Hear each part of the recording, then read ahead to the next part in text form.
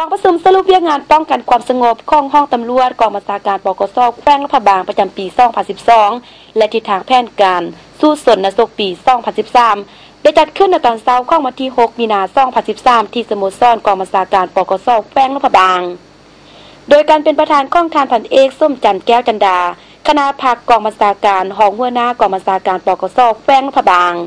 เข้าร่วมในพิธีมีคณะห้องตำรวจต่างหน้าบรรดาห้องพนักงานกรมกองอ้อมข้างห้องตำรวจกองบัญชาการปกสเมืองบางเมืองและพนักงานหลักแรงเข้าร่วมจำนวนหนึ่งกองประชุมได้ตีราคาสภาปรากฏการณ์ยอดทอที่พลเด่นในปี 2012 ผ่านมาโดยเฉพาะแมนบรรหาการแก้ไขปรากฏการณ์ยอดทอในสังคมการปฏิบัติสีขาดหมาย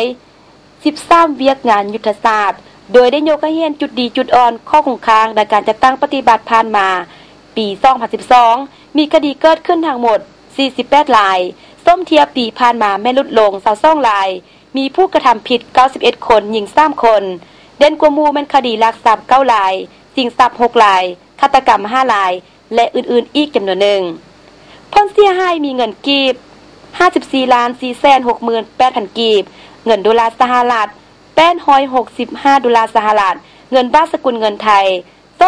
21,400 บาทคำ2บาทโอเงิน1หน่วยขั้นเงิน1หน่วยโน้ตบุ๊ก2เครื่อง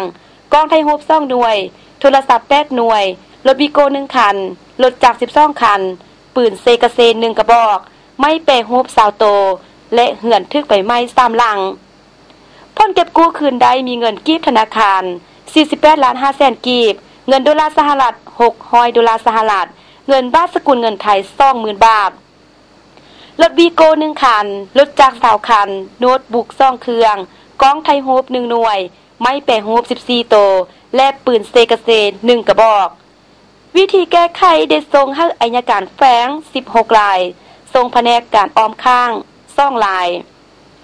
ส่งดัดสร้าง1รายแก้ไขขั้นเจ้าหน้าที่3รายโจการดำเนินคดี2รายความดำเนิน23รายพร้อมนั้นกองประชุมยังในวางทิศทางแผนการปี 2013 โดยจะซุ่มซาซีคาดหมาย4บุกทะลุและ13เวียกงานยุทธศาสตร์ตามที่นำข้องกรมยายตำรวจก็คือแผนการของกองบัญชาการปกสแฝงบางอ้อขับปรากฏพ้นเป็นจริงกองประชุมได้ดำเนินเป็นเวลา2 วันจริงสำเร็จพร้อมทางได้รับฟังการโอลมของทานพันเอกส้มจันทร์แก้วจันดาคณะภาคห้องกองบัญชาการปกสแฝงถึงอีกซึ่งทานได้เน้นหนักถึงมาตรการในการจัดตั้งปฏิบัติของคณะภาคคณะบรรษาทุกขั้น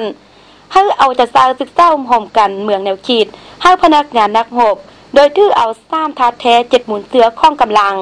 เด็ดเดียวแก้ไขปรากฏการณ์ยอดทอดในกำลังให้หับประกัน